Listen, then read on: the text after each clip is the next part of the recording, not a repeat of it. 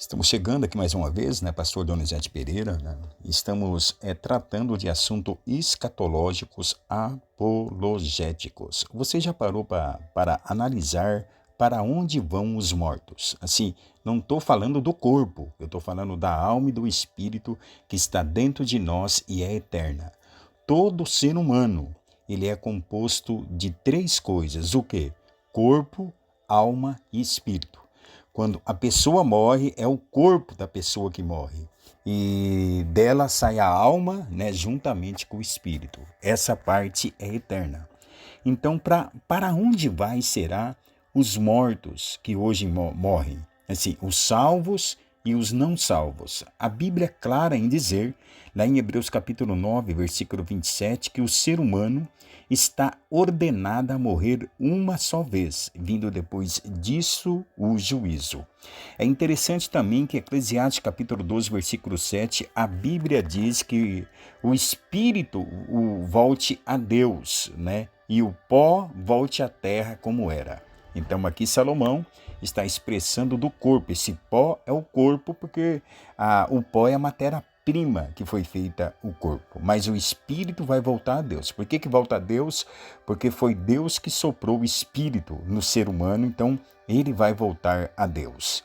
Agora, depois da morte, todos os salvos ou os perdidos estão sob o controle de Deus. Vou repetir isso aqui. Depois da morte, todos os salvos ou os perdidos estão sobre o controle de Deus. Agora, Mateus capítulo 10, versículo 28 diz: não temais os que matam o corpo, não podem matar a alma, temei antes aquele que pode fazer perecer no inferno a alma e o corpo. Então aqui Jesus está notando, confirmando que a alma, né, a alma juntamente com o espírito é eterno. Então hoje a pessoa pode matar, o corpo pode, entende? O corpo vai ficar, mas a alma e o espírito são eternos. Isso que você tem que analisar. Entende?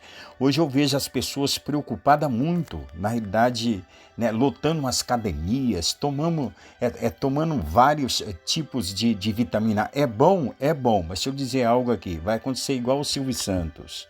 Um dia todos vai morrer, porque está já predestinado isso para o ser humano. Então, qual é o meu conselho para você? Cuida primeiro da tua alma e do teu espírito. Entende? Cuida primeiro porque esse é eterno. Esse é eterno. Agora, hoje, para onde vão os salvos? Né? Vamos dar uma analisada, né? O primeiro ponto é antes da morte de Cristo, redobre tua atenção, assim, antes da morte de Cristo, as pessoas, né, tanto os bons como os maus, iam para um lugar. Esse lugar é chamado de Hades. Então, Hades é um local, ele tem um abismo no meio, né? A gente entende um exemplo, um lugar direito, um lugar esquerdo com um abismo no meio. Ninguém do lado esquerdo ou do lado direito passava-se ou passa para o outro lado, entende? E ninguém sai mais desse lugar. Então, estou observando aqui a Bíblia Sagrada em Lucas capítulo 16, versículo 19 a 31. Ali conta a história de um rico e de um mendigo chamado Lázaro. A Bíblia diz que os dois morreram.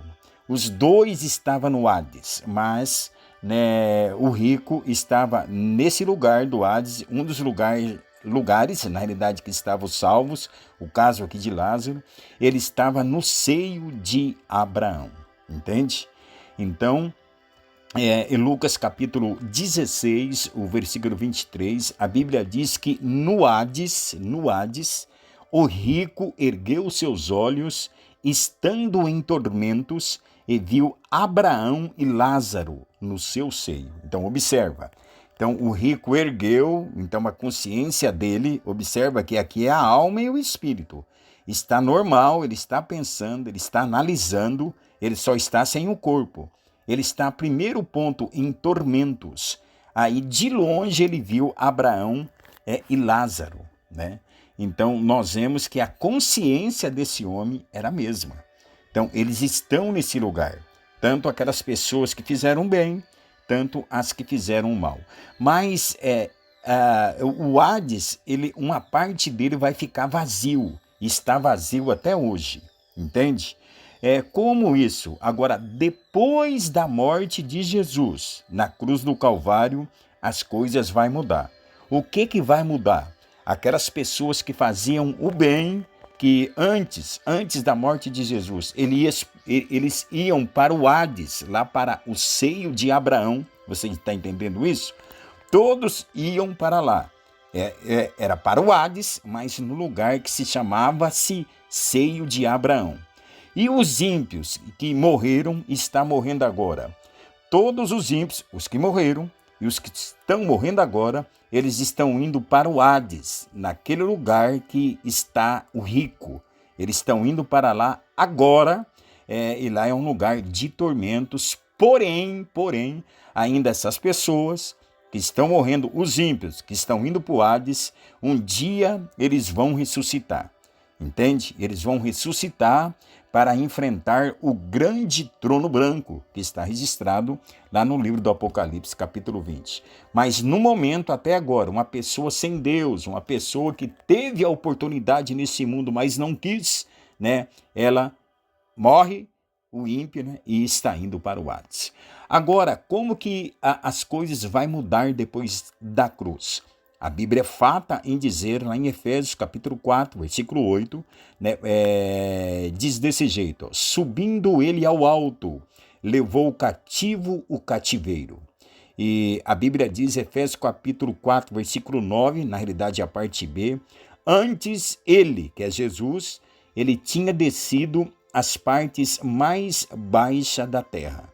Entende?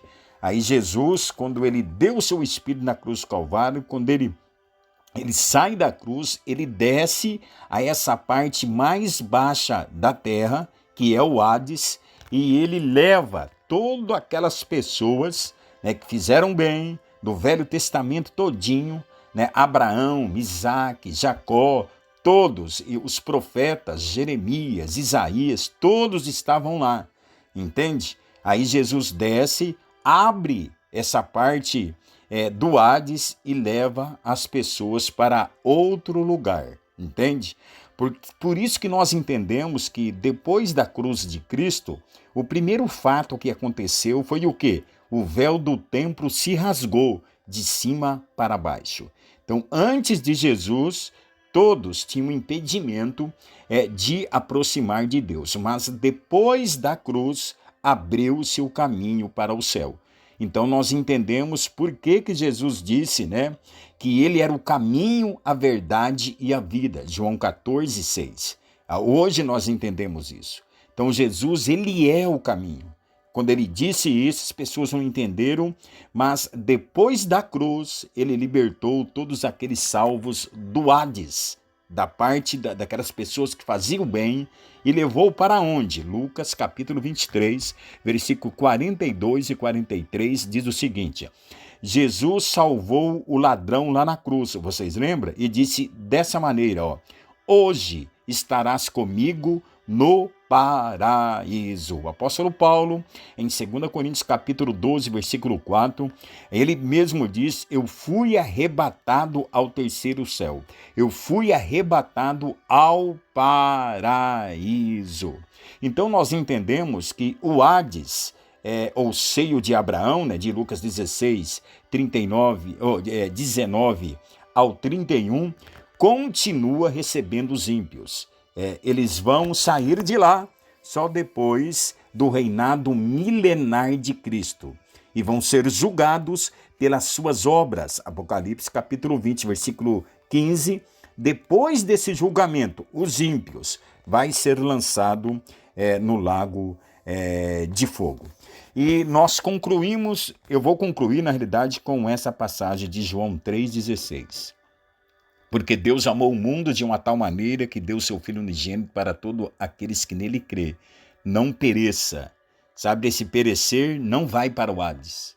é não ir para o Hades. Você que está me ouvindo a minha voz nesse momento, ainda você tem a oportunidade de ir para o paraíso e não para o Hades, que é o lugar de tormento, tá? E depois do Hades, dessas pessoas que estão indo para lá, vão enfrentar ainda o grande trono branco que vai ser jogado no lago de fogo e enxofre. Então você analisa a sua vida.